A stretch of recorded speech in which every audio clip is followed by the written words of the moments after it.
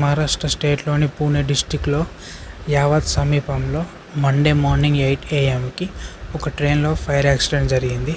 అది దౌండ్ పూణే షటిల్ రైల్లో ఒక పర్సన్ బీడి కాల్చుకుంటా బీడిని మొత్తం మంట ఆర్పేయకుండానే సగం కాల్చిన బీడిని అక్కడున్న టాయిలెట్ డస్ట్బిన్లో పడేయడం జరిగింది. అయితే ఆ టాయిలెట్ డస్ట్బిన్లో ఎక్కువ కాగితాలు ఉండడంతో ఆ చిన్న చిన్న మంటలు కాస్త పెద్దగా మంటలు చెలగడంతో భోగికి మొత్తం మంటలు అంటుకున్నాయి.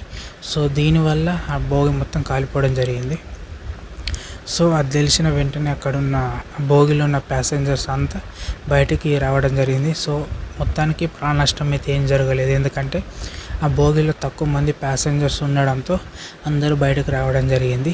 ఇది తెలిసిన దౌండ్ పోలీస్ స్టేషన్ పోలీస్ వాళ్ళు వెంటనే ఎవరైతే ఆ పర్సన్ బీడీని కాల్చుకొని టాయిలెట్ డస్ట్బిన్లో పడేసారో ఆ పర్సన్ని అదుపులోకి తీసుకోవడం జరిగింది. అయితే ఆ పర్సన్ యొక్క ఏజ్ అనేది 55 years. అయితే ఆ పర్సన్ మధ్యప్రదేశ్కి చెందిన పర్సన్. ఆయన తను బీడి కాల్చుకుంటే మొత్తం కాల్చిన తర్వాత సగం బీడిని మంటలు ఆర్పేయకుండానే టాయిలెట్లో ఉన్న డస్ట్బిన్లో పడేయడం జరిగింది.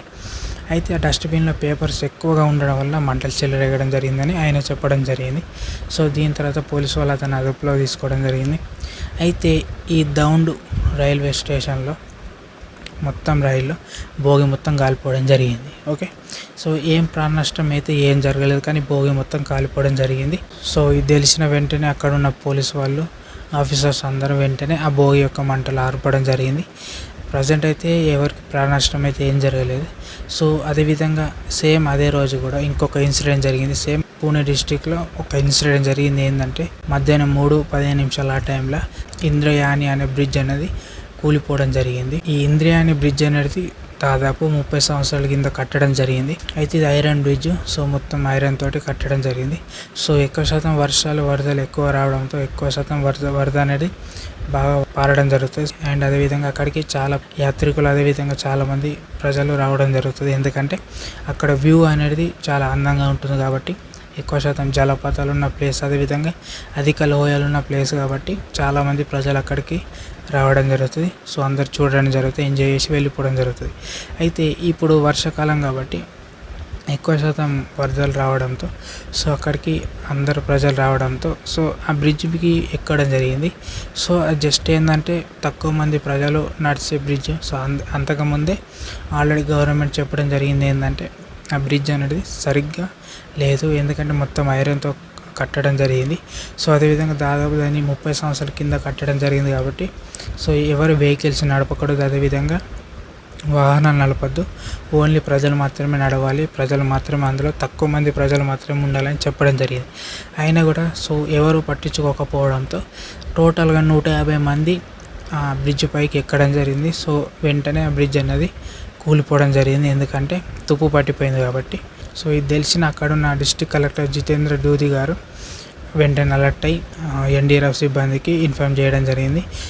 వెంటనే NDRF సిబ్బంది వాళ్ళు వెంటనే వచ్చి అక్కడున్న ప్రజలందరినీ కాపాడడం జరిగింది. ఎక్కువ శాతం వరద అధికంగా పారడంతో చాలామంది అందులో ఇరుక్కుపోవడం జరిగింది. టోటల్గా 4 చనిపోవడం జరిగింది, 50 మందికి పైగా గాయాలు కావడం జరిగింది. ఈ విధంగా NDRF సిబ్బంది వాళ్ళు ఇంతమందిని కాపాడడం జరిగింది.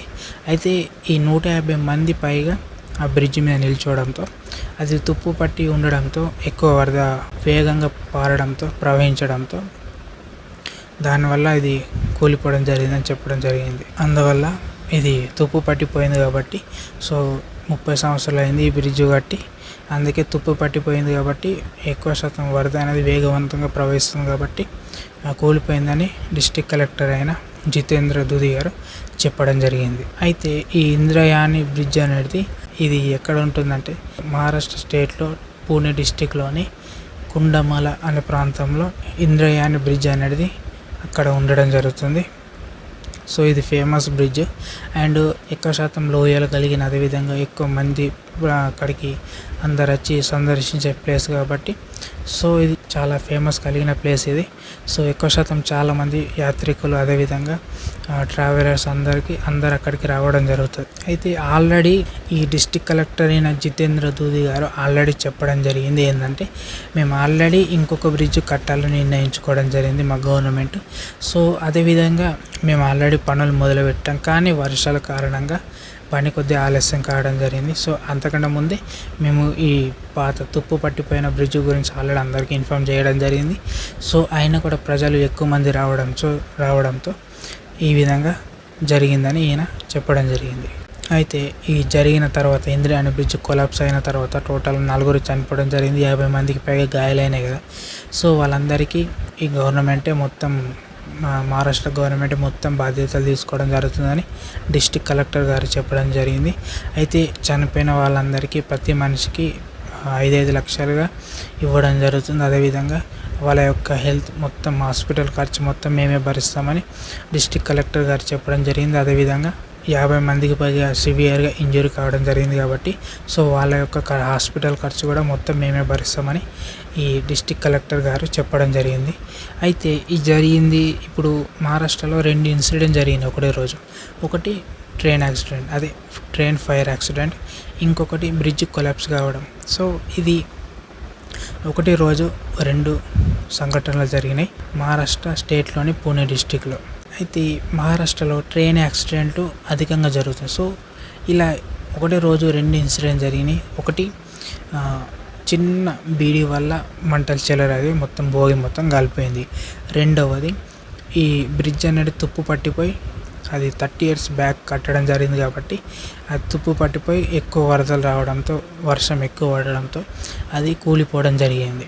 అండ్ అదేవిధంగా మహారాష్ట్రలో ఎక్కువ శాతం ట్రైన్ యాక్సిడెంట్లు అధికంగా జరుగుతాయి. ఎందుకంటే మహారాష్ట్రలో ట్రైన్ యాక్సిడెంట్లు జరగడానికి గల కారణాలు ఏంటంటే ఎక్కువ క్రౌడ్ ఉన్న ఏరియా కాబట్టి, అదేవిధంగా ట్రైన్లో అధికంగా జనాభాలు ఎక్కడం జరుగుతుంది, అదేవిధంగా అధిక ప్యాసింజర్స్ ఎక్కే ఏరియా కాబట్టి. సో ఎందుకంటే గత ముందు ఈ ట్రైన్ యాక్సిడెంట్ లిస్ట్ చెప్తే ఈ 2025 జనవరి నుంచి ఇప్పటిదాకా 2 సంఘటనలు జరిగినాయి ట్రైన్ యాక్సిడెంట్. ఒకటి జల్గాన్ ట్రైన్ యాక్సిడెంట్ జనవరి 22, 2025లో జరిగింది. అయితే అదేం జరిగిందంటే లక్నో ముంబై పుష్పక్ ఎక్స్ప్రెస్ అనేది అందులో మంటలు చెలరేగుతున్నాయని పుకారు రేపడం జరిగింది.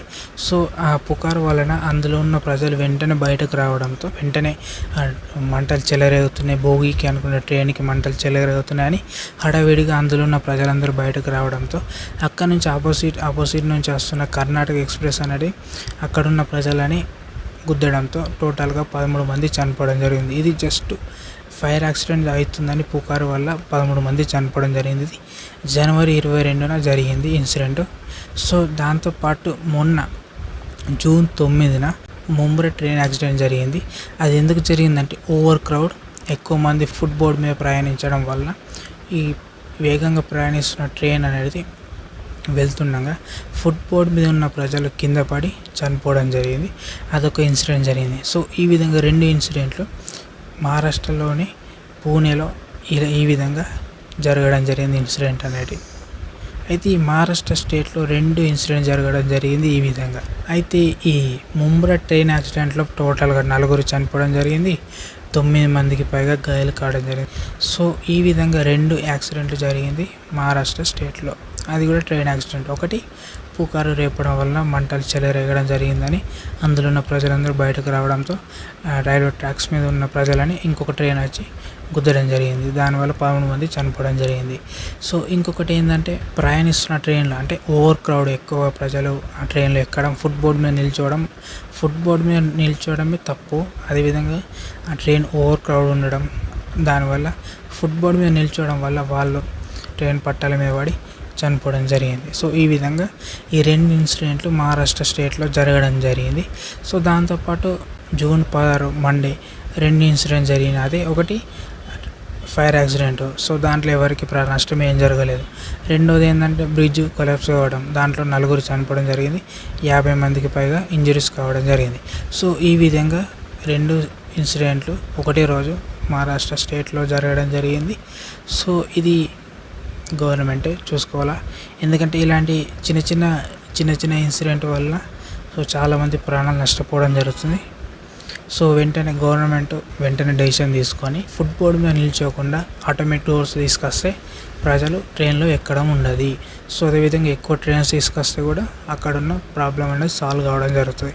సో దాంతోపాటు తుప్పు పట్టిపోయిన బ్రిడ్జ్ల దగ్గరికి ప్రజలను రానికుండా చూసుకోవాలి. అదేవిధంగా ట్రైన్స్ యొక్క సంగతి కూడా తెలుసుకోవాలని మా చిన్న రిక్వెస్ట్. ఓకే, సో మీరేమనుకుంటున్నారు? దీనికి ఏదైనా సొల్యూషన్ ఉంటే కింద కామెంట్ బాక్స్లో కామెంట్ చేయండి. ఓకే, సో ట్రైన్ యాక్సిడెంట్స్ గురించి అదేవిధంగా బ్రిడ్జ్ కూలిపోవడం జరిగింది దాని గురించి కూడా మీరు చెప్పండి. ఓకే, సో ఈ వీడియో మీకు ఏ విధంగా అనిపించిందో కింద కామెంట్ చేయండి. అండ్ ఇలాంటి ఇన్ఫర్మేషన్ తెలుసుకోవాలంటే మన ఛానల్ సబ్స్క్రైబ్ చేయండి. అండ్ మరొక మళ్ళీ కలుసుకున్నాం. అంతవరకు జై హింద్.